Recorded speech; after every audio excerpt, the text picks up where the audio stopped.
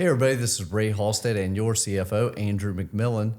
Today we want to talk about how to improve profit margins. A lot of our small business owners out there need to understand what profit margin is. First of all, it is you've got your revenues, then you've got your cost of goods sold, and the two netted is your profit margin. And we are always trying to get a better profit margin as small business owners. I've got Andrew here with me today, and we're going to talk a little bit about that. I think the first area that we want to talk about, which gives a lot of small business owners anxiety, is increasing prices. But I think it's one of those. It's probably the most important topic when it comes to running a small business is how to price your services or products, and to slowly increase those over time. Andrew, what can you tell us about that? Well, it can definitely give a lot of business owners some apprehension about increasing their prices. I myself have been there before as well, like just a little nervous about where we making sure we're pricing ourselves accurately. And the first thing we do is be strategic about it. Don't increase prices without giving some thought behind it. So, what are your competitors charging? Look at your market. What do you think the market can bear as far as pricing? Have some strategy behind how you're choosing how to price your products or your service. Do you offer a competitive advantage over someone else? Do you have better customer service? Do you have something within your business that differentiates you and makes you better?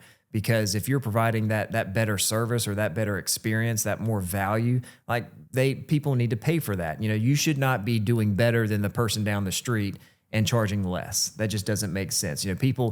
Most of the time, people are willing to pay more money for a better service, a better experience, a better product, just a better overall experience with your business. So, be strategic about it. Don't just create prices off the cuff out of nowhere. Definitely do some research, and then communicate it well to your clients. If you are going to do a price increase, communicate it to your clients. Why are you doing this? How you feel like this is going to be a good thing overall. Just how you communicate it to your clients goes a long way to making sure it's sustainable. And just small incremental changes are really all you have to do. We're not talking about a massive price increase. Just small little incremental price increases can go a long way. Yeah, one of the biggest mistakes, and we talk about this all the time, but one of the biggest mistakes that I see that small business owners will make is that they don't do small incremental price increases annually. Every year costs go up, our cost of goods sold, our cost to provide services, all of that goes up every year. And if you're not increasing your prices by at least that incremental amount every year, well, then you're losing margin, right? Your margin is shrinking and you're no longer making as much money. And we see this mistake happen all the time. And then what happens is after about 5 years, they realize they're losing money. So then they have to do this massive price increase to make up for what they didn't do, small increases year over year. So when you do a really large price increase, a lot of times that'll turn off your customer base. So we always recommend that you evaluate your prices every year. You look at your cost of goods sold, you look at your cost of providing services, and if that's going up, also try to increase your prices by that amount every year as well, so we can maintain that margin. Yep. So price, looking at your pricing structure is the first thing we like to do, and then next it's cut costs. And I'm not talking about slashing your budget across the board. Again, you got to have some thought behind this, but look at areas where you feel like you can be getting more value, or at least the same level of value for a reduced cost. So look at your office supplies. Again, look at your different expenses that you have, and see if you can reduce some costs in there. Some people have a lot of subscriptions that they pay for that they aren't even aware of. Your office supplies. There's usually some areas where you can maybe restructure a vendor contract. There's a lot of things you can do to save money on costs without just making drastic changes. But even just, again, small changes on costs can really add up over time. Yeah, I wouldn't want them to ever try to cut costs and sacrifice the service or the quality of the product. Right. So always be mindful of that.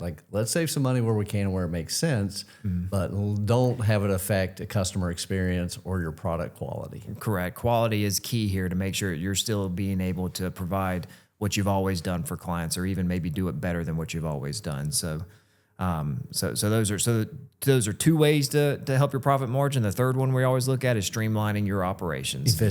Efficiency. So a lot of business owners, they get to a point where they're like, man, I just can't do anything else. This is the max revenue I can produce based on the team that I have and how much there's not any more hours in the day. So the next question I ask is, what kind of technology are you using? What kind of software do you have? And a lot of business owners probably are not utilizing software to the extent that they should.